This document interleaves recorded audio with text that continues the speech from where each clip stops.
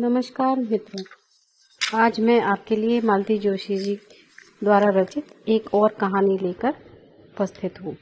आज की कहानी का शीर्षक है मेहमान, जो मालती जोशी जी के कहानी संग्रह एक सार्थक दिन में संग्रहित है।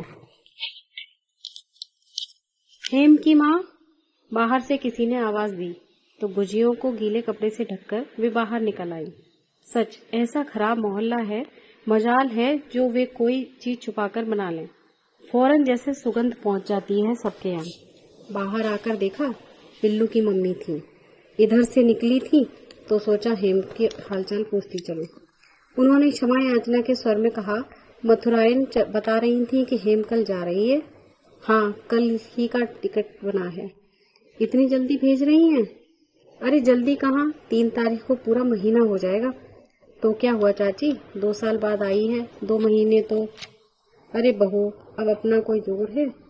अब वह पराई अमानत है। जितने दिन के लिए भेज दें बहुत है। हाँ सो तो है, पर देखिए ना, महीना बीत गया और पता ही नहीं चला। लगता है जैसे कल की ही आई हो।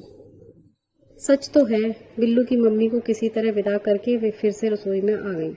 दोबारा कढ़ाई चढ़ाते हुए उन्होंने सोचा, सच ही तो है, महीना बीत गया और पता ही नहीं चला। कल को वह फिर अपने घर चली जाएगी, पता नहीं फिर कब आना हो।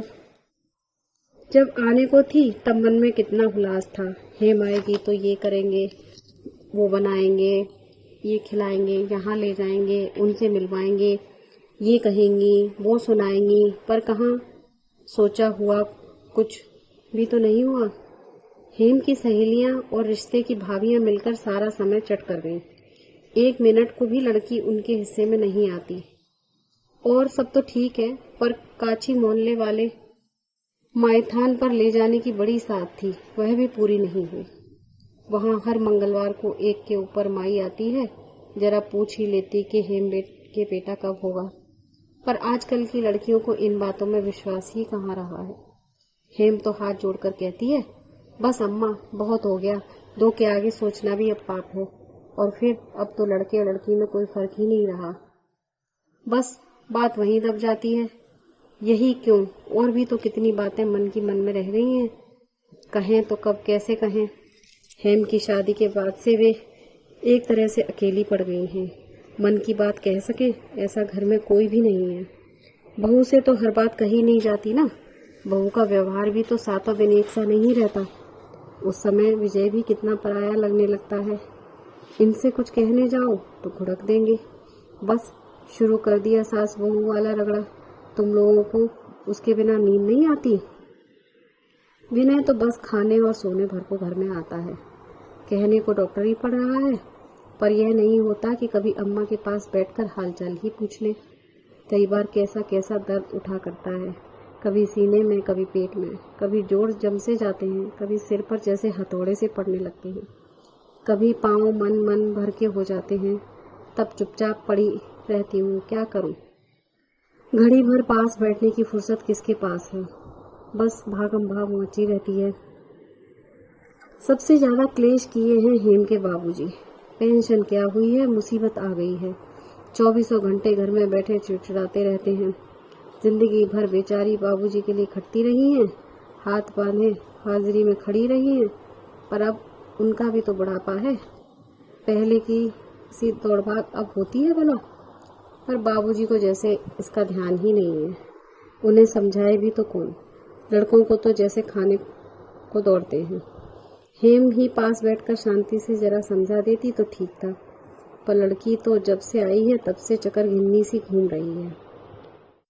अम्मा के लिए, बाबूजी के लिए उसके पास 1 मिनट का समय नहीं है। एक तो ढेर सारी सहेलियां, उनसे समय बचेगा तो ननद भौजाई कभी सिनेमा चली जाएंगी, कभी बाजार निकल जाएंगी। छुट्टी के दिन तो भाई भी शामिल हो जाते हैं। उस दिन फिर या तो लाल घाटी का प्रोग्राम बनता है या बिरला मंदिर का। उनसे कोई पूछे, झूठ मूठ को भी नहीं पूछता। सब जैसे मानकर चलते हैं कि वे नहीं जाएंगी। बहू ने पूरे 15 दिन की छुट्टी ले ली है। कह रही थी, माँ जी, मैंने दीदी के लिए छुट्टियां बचा कर रखी थी। बेचारी इतने दिनों के बाद तो आई हैं, यहाँ भी आकर रसोई में हलकान होती रहे, अच्छा नहीं लगता। ननद भौजाई का ऐसा प्यार देखकर पड़ोसने ईर्ष्या से जल मरती हैं। कल ही मथुराइन कह रही थी, हेम की माँ बड़ी भगवान हो तुम, बहू तो सचमुच लक्ष्मी है तुम्हारी। हमारे यहाँ तो बिंदु का नाम सुनकर ही माथे पर बल पड़ जाते हैं। 3-3 कमाऊ वीर हैं, पर राखी भाई दूज पर 5 रुपये का मनी ऑर्डर भी कोई नहीं करता। अम्मा कहाँ हो? हेम आंधी की तरह रसोई में घुस आई थी। चूल्हे की लकड़ी खींचकर वे बैठी रह गई थी। अम्मा देखो हम क्या लाए हैं, हेम ने बच्चों की तरह खिलकते हुए कहा। उन्होंने प्लास्टिक का झीना आवरण खोलकर देखा, साड़ी थी। गहरी हरी चिकनी जमीन पर सफेद और लाल गुलाब खिले हुए थे। क्या कपड़ा है रे ये? चाइना सिल्क है अम्मा। जानती हो कितने की है? कीमत सुनोगी तो गश खा जाओगी। कितने की है? उन्होंने कांपते स्वर में पूछा। पूरे 200 की है। इतना मना करती रही पर भाभी मानी ही नहीं। उनका चेहरा एकदम बुझ गया। उन्हें 50-50 के वो 2 नोट याद आए जो सुबह बाबूजी ने विजय को दिए थे। यहाँ तो अकेली साड़ी ही 200 की है। उनके दिल पर ऐसा हौल बैठ गया कि रिंकी मिंटी के कपड़ों की ओर देखा तक नहीं। बेचारी अपनी अपनी फ्रॉक का डब्बा लिए नानी के सामने खड़ी रही, फिर निराश होकर बाहर निकल गई। हेम जब कपड़े बदलने चली गई तो उनका उतरा हुआ चेहरा देखकर बहू ने पूछा, क्या हुआ माँ जी, साड़ी पसंद नहीं आई क्या? नहीं रे, साड़ी तो बहुत अच्छी है। पसंद क्यों नहीं आएगी भला, पर इतनी महंगी लाने की क्या जरूरत थी। अब इतने दिनों बाद तो दीदी आती हैं, फिर हम कौन सी 10-5 साड़ियाँ दे रहे हैं। एक ही है तो वह तो ढंग की हो, ससुराल में दिखाते हुए तो अच्छा लगेगा। और बच्चों के कपड़े सब हो गया है माँ जी, आप चिंता ना करें। बहू की उतनी सी बात के लिए उन्होंने उसके सारे अपराधों को मन ही मन क्षमा कर दिया। अम्मा बाबूजी कहाँ हैं? हेम पूछ रही थी। तेरे लिए रजाई भरवाने गए हैं। आपको अम्मा, मैंने तो मजाक किया था। हमारे यहाँ रजाई के लायक ठंड पड़ती कहाँ है। मैंने तो मना किया था, पर इस घर में मेरी कोई सुनता भी है। तेरे बाबूजी तो आजकल इतने जिद्दी हो चले हैं कि बस। अम्मा, हेम का स्वर एकदम सख्त हो आया। अम्मा, इस बार बाबूजी बहुत थके से लगे, बहुत दुबला गए हैं। बुढ़ापे का शरीर है बेटा। सच अम्मा, चलने फिरने की ताकत है, तब तक तुम लोग कहीं घूम फिर लो। बाबूजी भी अब फ्री हैं और तुम्हें भी घर गृहस्थी की चिंता नहीं है। विनय की पढ़ाई तो हो ले। उसकी पढ़ाई से तुम्हें क्या लेना है? मैं कोई बच्चा है अब? रहा रोटी पानी का सवाल तो उसके लिए भाभी है, तो देवर भाभी में खूब पटती भी है। तुम लोग निश्चिंत होकर जा सकते हो। अब हेम को कोई क्या बताए कि घर में कैसे कैसे नाटक होते रहते हैं। जरा सी बात का बतंगड़ हो जाता है, फिर 2-2 दिन तक विनय घर का रुख नहीं करता। पढ़ाई के बहाने हॉस्टल में किसी दोस्त के यहाँ पड़ा रहता है। और घूमने जाना क्या इतना सहज है? उसके लिए गठरी भर रुपए चाहिए, कहाँ से आएंगे? हेम की शादी का कर्ज भी अभी नहीं उतरा। विजय की शादी भी बिल्कुल मुफ्त में तो हुई नहीं। फिर विनय की पढ़ाई है, 2 बूढ़े प्राणियों की दवाइयाँ हैं, 30 त्योहार हैं। कई बार तो बहू सुनाकर कहती भी है, सबका करते कराते तो हम बुढ़ा ही जाएंगे। वे सुनती हैं और खून का खून भरकर रह जाती हैं। बहू पर गुस्सा भी आता है और प्यार भी। क्या करे बेचारी, उसकी तो सारी नई नवेली उमंगें कोरी ही रह गई हैं। बुरा तो उन्हें भी लगता है, पर क्या करें, विनय की पढ़ाई पूरी होने तक किसी तरह सब्र करना भी है। फिर वे लोग विनय के पास रह जाएंगे, विजय को कुछ राहत मिलेगी। पर विनय की बहू कैसी होगी? हेम जाते हुए बार बार कह रही थी, अम्मा तुम और बाबूजी सचमुच बहुत भाग्यवान हो। ऐसे आज्ञाकारी बेटे, ऐसी सुशील बहू भरा आजकल कहीं ढूंढने से भी मिलते हैं। इससे ज्यादा और आदमी को क्या चाहिए? यह समझ लो कि सारे सुख तुम्हारी झोली में आ गए हैं।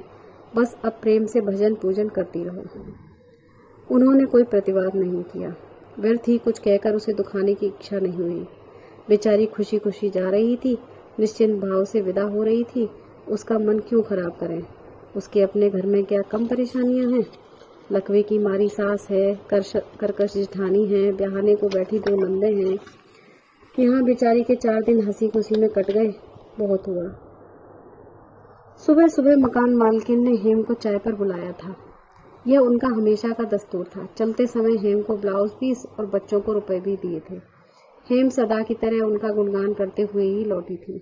उस समय यह बात उनके होठों तक आते आते रह गई थी कि मालकिन की चिकनी चुपड़ी बातों में कोई दम नहीं है। उन्हें मकान खाली करने का नोटिस मिल चुका है। 2 महीने की मोहलत मिली है। सब जानते हैं कि 2 महीने में कोई चमत्कार नहीं हो जाएगा। यह भी मालूम है कि इतने कम किराए में अब इतना बड़ा मकान मिलने वाला नहीं है। 300 देने के बाद भी 3 कमरे ढंग के नहीं मिलते। और रेलगाड़ी के से उन डिब्बों में कहाँ तो बेटा बहू रहेंगे, कहाँ वे दोनों प्राणी, और कहाँ बैठकर विनय पढ़ाई करेगा। और 150 यहीं बढ़ा देते तो कोई बात नहीं थी, पर मालकिन को बेटे की शादी करनी है। उन्हें मकान चाहिए, रुपए नहीं। हेम से यह सारी गाथा कह भी देती तो क्या हो जाता, पर नहीं कहा गया। स्टेशन से लौटते उन लोगों को 9 बज गए। अच्छी जगह तो मिल गई थी ना, उन्होंने अधीर होकर पूछा। जगह तो मिलनी ही थी माँ जी, रिजर्वेशन होता किस लिए है। साथ वाली सवारियां ढंग की तो थी ना। अम्मा, विनय साथ में है, सब देख लेगा, तुम चिंता मत करो, विजय ने आश्वस्त किया। तेरे बाबूजी कहाँ रह गए? मंदिर निकल गए हैं, खाने के लिए मना किया है। गाड़ी लेट थी क्या? हाँ, 2.5 घंटे। अब क्या पूछें? वे चुप होकर बैठ गईं, जैसे सारे प्रश्न चुप गए हों। रिंकी मिंकी के बारे में पूछना चाह रही थी कि नानी को याद किया तो नहीं, पर मजाक के डर से नहीं पूछा। बहू तब तक कपड़े बदलकर आ गई थी। माँ जी, आपके लिए कुछ गरम बना दूं? तुम लोग क्या खाओगे? सुबह की थोड़ी सी पूड़ियाँ रखी हैं, साग भी है शायद। तो चल वही थोड़ा सा खा लेते हैं। भूख तो मुझे भी नहीं है, पर बिना खाए मरी नींद भी तो नहीं आती। फिर तीनों वहीं रसोई में ही बैठ गए। सुबह की ठंडी पूड़ियाँ, ठंडी सब्जी और थोड़ा सा अचार, बस। पूरे घर में एक सन्नाटा सा खिंचाया था। महीने भर जैसे एक उत्सव चल रहा था, जो अब समाप्त हो गया था। एक त्योहार था जो बीत गया था। शांत क्लांत जीवन अपने पुराने ढर्रे पर लौट रहा था, धीरे धीरे। तो यही थी आज की कहानी, मेहमान। और अगर ये आपको कैसी लगी ये बताएं, और लाइक डिसलाइक जो आपका मन करे वो दे सकते हैं। नमस्कार।